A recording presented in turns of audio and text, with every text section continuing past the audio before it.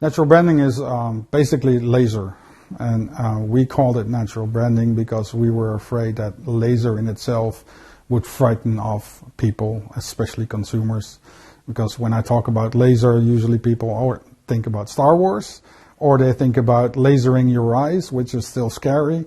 But basically everybody thinks, oh, you're burning something, because laser is basically burning something. The technology is that it is a laser, it's a CO2 laser, which is a very low intensity. So you only hit the outer side of the skin. Maybe only 1 or 2 cell thickness you hit. And yes, of course it's burning. Basically is what we do. But because we are so shallow, it doesn't go through the skin, so it doesn't harm the product itself. And also the shelf life, everything is still guaranteed. Here are some examples on an avocado and on a lime. We do a lot of different ones. This is our own brand, Nature and More.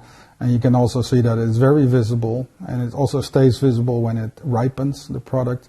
Even an avocado will turn dark, but actually the logo will stay visible.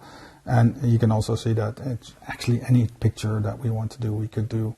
And it's very sustainable in the sense that it's very thin. If you put a knife to this, even if you do a very slight knife, then you also will not see anything on the inside. And of course there are limitations, and there are some things we cannot do. Some people ask for a barcode or a QR code. Technically I can put it on a fruit, but it won't scan because it doesn't have enough contrast. And of course the skin of a fruit, it changes when it ripens. So even if I put a barcode on, the next day is probably going to be different. So we program the logos beforehand. It also is per product, per size of course, but even different countries of origin have an influence, and that's something that we didn't know in the beginning. We thought avocado is an avocado, as long as you have the same variety, which is Hass mostly, should be no problem. And then we found out that one from Mexico reacts different to the laser than one from Spain or Peru or Kenya.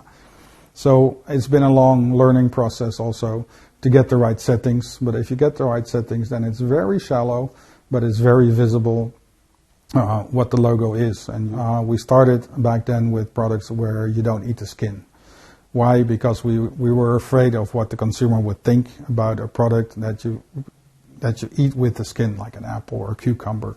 So we started with products that you don't eat the skin, so pumpkins, mangoes, avocados, sweet potatoes, ginger, garlic, all those products we can do very well.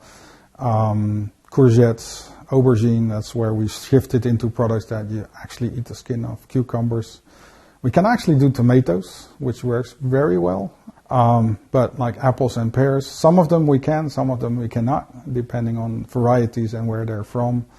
And like bell peppers, we can still not do. We were afraid in the beginning that people would misunderstand it. Actually, that's not what happened. Everybody understood it. I still remember the day we introduced it together with ICA in Sweden.